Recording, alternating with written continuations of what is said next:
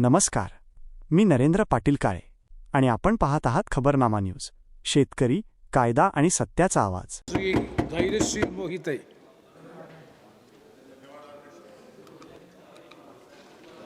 धन्यवाद अध्यक्ष महोदय. संत तुकाराम महाराज म्हणायचे, जगी सारे शेतकऱ्याचे देणे, त्याच्या घामाच्या थेंबात सोने. यानी कि इस दुनिया पर जो कुछ भी है वो सब किसान का ऋणी है, क्योंकि किसान के पसीने की हर एक बूंद में ही संसार बसा हुआ है.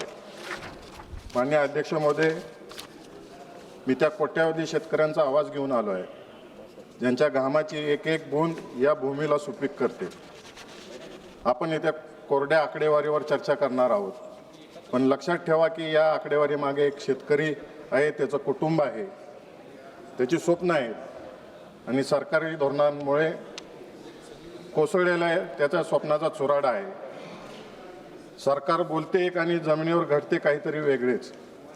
सरकार म्हणते शेतकऱ्यांचे उत्पन्न दुप्पट करू, शेतीला आधुनिक करू, MSPला कायदेशीर हमी सरकार का देत नाही, शेतकरी अजून कमी दरात माल का विकतो, दलालांचा बाजार अजून का चालतो, शेतकऱ्याला अपुरी वीज पुरवठा का होते.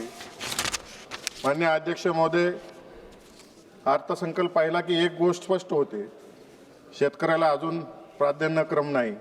2027-27 कृषी विभागाची तरतूद 1,30,000 कोटीची आहे.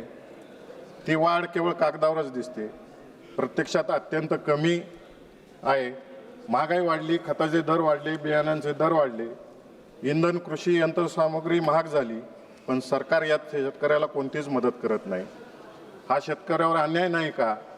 आज देशातील जवळपास 50% लोकसंख्या ही शेतीवर अवलंबून आहे, पण बजेटमध्ये केलेल्या तरतुदी पाहिल्या की असे वाटते की शेती हा सरकारसाठी दुय्यम विषय आहे. क्रॉप हजबंड्रीसाठी तरतूद कमी झाली आहे, 91,000 कोटीवरून 66,000 कोटीवर आली आहे. हा थेट शेतकऱ्याच्या पाठीवर वार नाही का? मोठ्या प्रमाणावर कृषी प्रक्रिया उद्योग उभे राहिले पाहिजेत, त्यासाठी अधिक निधीची तरतूद झाली पाहिजे. माननीय अध्यक्ष महोदय, आता मी महाराष्ट्रातील शेतकऱ्यांचे काही मुद्दे मांडतो.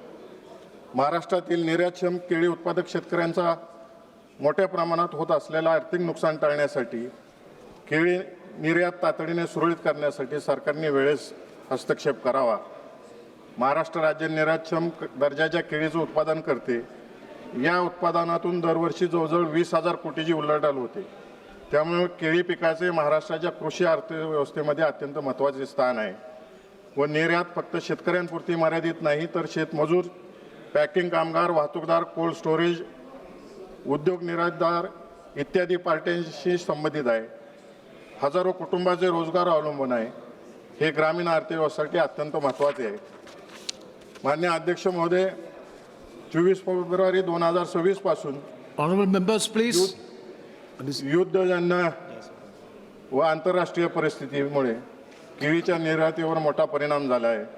रमजान काळात गल्फ देशांमध्ये भारतीय केळीला मोठ्या प्रमाणावर मागणी असते. अंदाजे 15,000 कंटेनर मागील वर्षी एकट्या सोलापूर जिल्ह्यातून केळी निर्यात झाली. चालू युद्ध सुरू होण्यापूर्वी दर हा 18 रुपये ते 23 रुपये होता, परंतु युद्ध चालू झाल्यापासून 8 ते 10 रुपये प्रति किलो अत्यंत कमी दराने विकली जात आहे. केळी पिकासाठी प्रति एकर अंदाजे 2 लाख रुपयेपेक्षा जास्त खर्च येतो. मात्र सध्याची परिस्थिती शेतकरी अडचणीत आलेला आहे.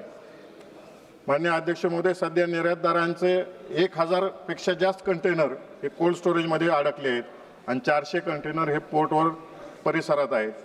शिपिंग लाईनकडून कंटेनरवरील प्लगिंग चार्जेस, कंटेनर भाडे व इतर भाडे मिळून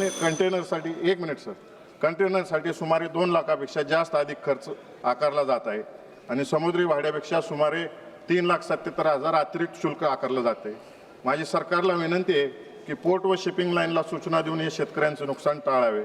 माझे नेते शरद पवार साहेब कृषी मंत्री असताना देखील शेतकऱ्यांना कधी अडचणीत येऊ दिले नाही. या सरकारने विशेषतः यामध्ये लक्ष घालावे. माननीय अध्यक्ष महोदय, माझ्या मतदारसंघामध्ये करमाळा येथे मोठ्या प्रमाणावर केळीचं उत्पादन केलं जातं. महाराष्ट्राच्या 60% एक्सपोर्टची केळी ही माझ्या मतदारसंघात तयार होते. तर सरकारला विनंती आहे, मी कृषी मंत्र्यांना सुद्धा भेटलो होतो, करमाळ येथे केळी संशोधन केंद्र दिलं जावं. धन्यवाद. मी ऐकलं हो सर, एकही मिनिट. माझा माढा मतदारसंघ व सोलापूर जिल्हा हा दुष्काळी भाग आहे, त्यामुळे या भागातील अपूर्ण सिंचन प्रकल्पांना केंद्र सरकारने निधी द्यावा. कृष्णा भीमा नदी जोड प्रकल्प, उजनी धरणातला गाळ काढणे, नीरा देवधर प्रकल्पासाठी निधी द्यावा. महाराष्ट्रातील सिंचन प्रकल्प पूर्ण करावेत. आज शेतकरी कर्जात आहे, शेतकरी संकटात आहे, शेतकरी आत्महत्या करत आहे आणि सरकार म्हणते सर्व ठीक आहे. हे वास्तव नाही, हे संवेदन समाप्त शून्यता आहे. हा प्रश्न देशाच्या अन्नदात्याचा आहे. जर आज निर्णय घेतला नाही तर उद्या खूप उशीर होईल. सर एक लाईन एक लाइन से कंक्लूड करो. एक लाइन से कंक्लूड करो.